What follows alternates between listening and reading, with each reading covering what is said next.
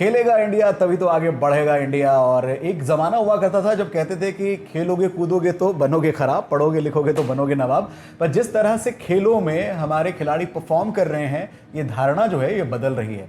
चाहे वो नीरज चोपड़ा हो, विराट कोहली हो, रोहित शर्मा हो या कॉमनवेल्थ गेम्स में प्रेजेंट करने वाले हमारे हिंदुस्तानी खिलाड़ी हो। सबसे पहले कॉमनवेल्थ गेम्स में खेलने वाले भारतीय खिलाड़ियों को बहुत सारी बधाइयों के साथ सूर्यनगरी जोधपुर से जो बड़ी खबर है उसके बारे में आज हम बात करने वाले हैं। ये तीनों जो हैं, इन लड़कियों पे हमें प्राउड है और इन्होंने जो परफॉर्मेंस दी है और कहाँ ये खेलने वाले हैं, ये पूरी बात आपको इस वीडियो में जानने को मिलेगी। तो वीडियो को आखिरी तक जरूर देखिएगा।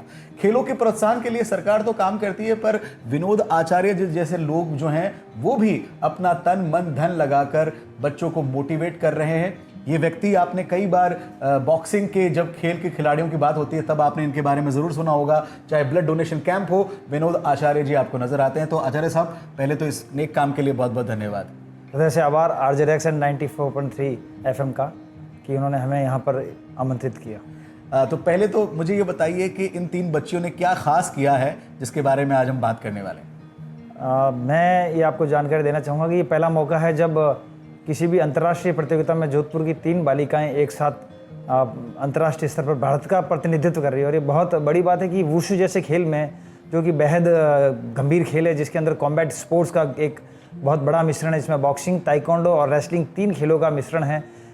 इसमें हमारी बेटियां आगे बढ़ चढ़कर भाग ले रही है और अभी इन बेटियों का चयन भारतीय टीम से हुआ है जो कि जॉर्जिया में आयोजित अंतर्राष्ट्रीय बूटामी इंटरनेशनल वुशु चैंपियनशिप में भाग लेगी। तो ये हमारे लिए है गर्व की बात। ये तीनों बेटियां रिप्रेजेंट करने वाली है इंडिया को जॉर्जिया जाकर। तो सबसे पहले तो इन तीनों के लिए बहुत सारी तालियां, बहुत सारी बधाइयां। बड़ी मेहनत करनी पड़ती होगी इस तरह से एक खेल में अंतर्राष्ट्रीय स्तर पर जाने को लेकर।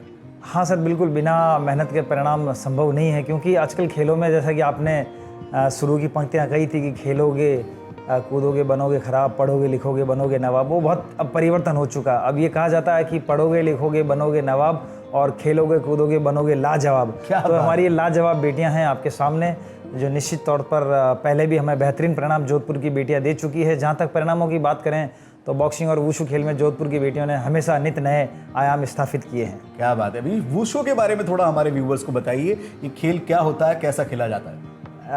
मैं वुशु खेल के बारे में आपको जानकारी देना चाहूँगा। एक्चुअली वुशु चाइनीज़ खेल है और अभी लास्ट 92 से ये एशियाड खेलों में है।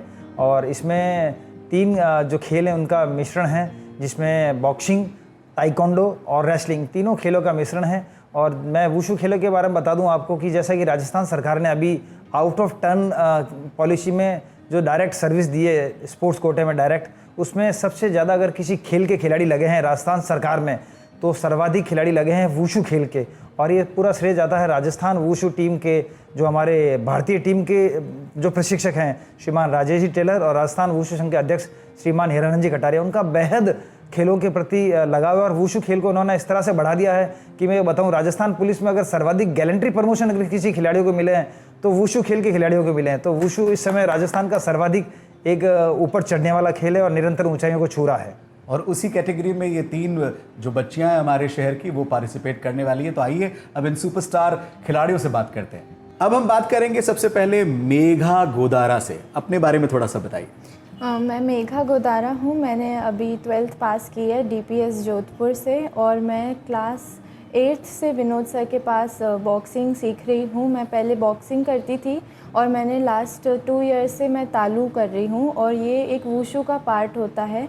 इसमें अभी नया स्पोर्ट है, इसलिए काफ़ी इसमें हमें ना चांसेस मिलता है आगे जाने का। और हम लोग मतलब ये एक रिप्रेजेंटेशन टाइप है। मैं ना वुशु में ताउलू कर रही हूँ। इसके 2 पार्ट होते हैं, ताउलू और शांशु। मेरी जो 2 फ्रेंड्स हैं वो शांशु कर रही है, मैं तालू कर रही हूँ। इसमें ये रिप्रेजेंटेटिव है और जब इवेंट्स स्टार्ट होते हैं तो ये थोड़ी शैडो फाइट है जिसमें दिखाया जाता है कि वुशु किस प्रकार खेला जाता है। इसके जो इवेंट्स होते हैं वो थोड़े बहुत हम कराटे करते हैं उससे रिलेटेड होते हैं। और ये मतलब मैं 2 साल से कर रही हूँ और अभी मैं इंटरनेशनल जा रही हूँ इसमें, जो जॉर्जिया में हो रहे हैं। पेरेंट्स ने कितना सपोर्ट किया आपको इसमें? मेरे पेरेंट्स बहुत सपोर्टिव हैं, दोनों ही मम्मी और पापा। वो मेरे को हमेशा से कहते हैं कि स्पोर्ट्स में भी रहना चाहिए। आप पढ़ाई में रहो, अच्छी बात है, आपको स्पोर्ट्स में भी आगे रहना चाहिए। इसमें स्कोप है, आपको एक्सपोजर मिलता है, आप नए लोगों से मिलते हो, आप अपनी लाइफ को कैसे जीना है वो सीखते हो। और कितना प्रैक्टिस करना पड़ता है इस खेल के लिए? ज़्यादा जैसे इसमें ये जो इवेंट होता है, जो मेरा तावलू इवेंट है, इसमें मूवमेंट्स शो करने होते हैं, तो इसमें काफ़ी प्रैक्टिस लगती है, क्योंकि आपकी बाकी बॉडी पूरी स्टेबल रहनी चाहिए। जो सिर्फ आप अगर हैंड मूव कर रहे हैं तो आपका सिर्फ हैंड मूव करता हुआ दिखना चाहिए, बाकी पूरी बॉडी जो है वो स्टेबल रहनी चाहिए। इसमें मेन ये एक मेडिटेशन टाइप है। इसमें आपको बहुत ज़्यादा मतलब फोकस करना पड़ता है अपनी बॉडी के एक एक मूवमेंट पे। आपकी आईब्रोज़ भी नहीं हिलनी चाहिए जब आप कोई इवेंट कर रहे हो। ओह, मतलब इस खेल में आपको मेडिटेशन के साथ में भी आगे बढ़ना पड़ता है। मतलब आप देखिए कि किस तरह से नए खेल जो हैं वो इन दिनों युवाओं को प्रभावित कर रहे हैं। तो मेगा, all the very best to you. और हमारी अगली खिलाड़ी है कामाक्षी, और कामाक्षी जो है वो वुशु के कौन से वेट कैटेगरी में परफॉर्म करने वाली है? मैं वुशु के अंदर, शानशु के अंदर 65 से 70 किलोग्राम के अंदर इंडिया को रिप्रेजेंट करने वाली हूँ। तो कामाक्षी, मैं जानना चाहता हूँ कि इस खेल के लिए डाइट भी बहुत इंपॉर्टेंट रहती होगी। सारे स्पोर्ट्स में और अधिकतर कॉम्बैट स्पोर्ट्स के अंदर डाइट का मेजर रोल रहता है। जितना अच्छा हम खाना खाएंगे उतनी अच्छी आउटकम ऑफ परफॉर्मेंस रहेगा। और कितने घंटे प्रैक्टिस करती हो?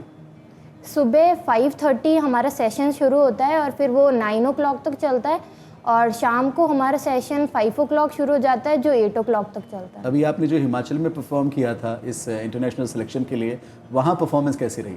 वहाँ पर मेरी 4 बाउट्स हुई थी सिलेक्शन के लिए, जिसके अंदर मैंने सारी बाउट्स जीती, और अब मैं इंटरनेशनल जा रही हूँ। क्या कहना चाहोगी तुम उन लड़कियों को जो तुम्हारी तरह वुशु खेलना चाहती हैं?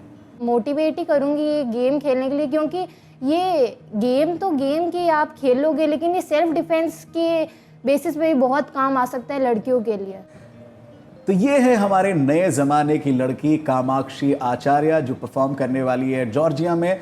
और कहीं ना कहीं इन्होंने जो बात कही है कि कोई भी खेल जो है ना केवल उस कैटेगरी के लिए आपको खुद को फिटनेस के पॉइंट ऑफ व्यू से भी बहुत स्ट्रांग बनाता है। अब मिलते हैं हम हमारे अगले खिलाड़ी से, और अगली ऊर्जावान खिलाड़ी हमारी है दीपशिखा कोटलिया।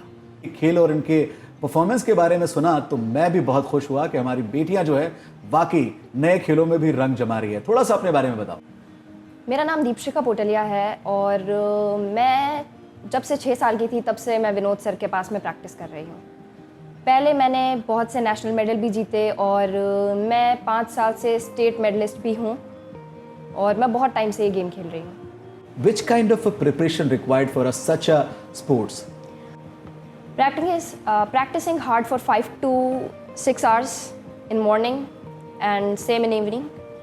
और खाने पीने का भी रोल रहता है? With particular diet, as Kamakshi said, we have to have particular diet because 80% of the practice shows with its diet. कभी ऐसा होता है कि मैं इस खेल की प्रैक्टिस में अपने खेल ही नहीं खेल पा रही हूँ, बिजी हो गई हूँ, टीवी नहीं देख पा रही हूँ, मोबाइल नहीं चला पा रही हूँ? मोबाइल का शौक है? I do have a mobile, but I don't use it a lot. Okay. और क्या हॉबीज हैं आपकी? Nothing else, just wushu. That's Okay. what I always do. That's great. तो ये हैं हमारे 3 rock star, Deepshikha, Kamakshi and Megha, जो रिप्रेजेंट करने जा रहे हैं भारत को जॉर्जिया में। एक बार तालियां तो बनती है इनके लिए यार, क्या बात है। तो मैं जानना चाहूँगा सफ़र कब से शुरू हो रहा है, टूर्नामेंट कब से होने वाला है? 2 अगस्त to 7 अगस्त। ओके, तो 2 से 7 अगस्त चलने वाला है जॉर्जिया। तो हेलो, तो हमारे सूर्य नगरी जोधपुर की तरफ से भी आपको बहुत सारी शुभकामनाएं। और विनोद जी, आपको भी बहुत बहुत धन्यवाद कि आप लगातार मेहनत कर रहे हैं हमारे शहर के बच्चों को आगे बढ़ाने की। इससे पहले आपने बॉक्सर आरशी को भी बहुत सपोर्ट किया, आज वो इंटरनेशनली वो खेल रही है, और हमारी ये खिलाड़ी भी और आगे बढ़े, ऐसी हमारी आप सबके लिए शुभकामनाएं। आप क्या कहना चाहेंगे अपने शहर से? मैं बस यही कहना चाहूँगी कि हमें पढ़ाई करनी चाहिए, पर हमें स्पोर्ट्स में भी पार्ट लेना चाहिए, क्योंकि स्कूल टाइम बेस्ट टाइम होता है जब आप दोनों चीज़ें मैनेज कर सकते हो। आपको लाइफ की बाकी सारी प्रॉब्लम्स जैसे पैसे कमाना वगैरह कुछ नहीं सोचना पड़ता है, आपके पेरेंट्स होते हैं ये सब सोचने के लिए, तो आपको स्कूल टाइम में अपना टाइम एंजॉय करना चाहिए। अच्छा, और मैं आपसे जानना चाहूँ कि आज आपसे ये पूछा जाए पढ़ाई या खेल, तो आप किसे चूज़ करेंगे पहले? दोनों इक्वली बैलेंस करके चलना पड़ता है पहले तो, लेकिन फिर भी जिसमें हमारा ज़्यादा इंटरेस्ट है तो हम स्पोर्ट्स में ज़्यादा इंटरेस्ट शो कर रहे हैं तो हम उसमें आगे जा रहे हैं। क्या बात है, बहुत ही सही जवाब दिया है कि दोनों का होना बहुत ज़रूरी है, संतुलन जीवन में बहुत ज़रूरी है और खेल जो है वो और ज़्यादा ज़रूरी है। मैं विनोद जी और इन तीनों बच्चों को और इनके जो एसोसिएशन है जो ऐसे बच्चों को सपोर्ट करते हैं, मोटिवेट करते हैं, उन सभी को बहुत बहुत शुभकामनाएं देता हूं। मैं आप सभी वीडियो को देखने वालों से रिक्वेस्ट करूंगा कि इन बच्चों को खूब खूब आशीर्वाद दीजिए और इतनी दुआ कीजिए इनके लिए कि ये वहाँ पर भी मेडल जीत कर आएँ और हिंदुस्तान का नाम रोशन करें। बहुत बहुत शुक्रिया टीम वुशु।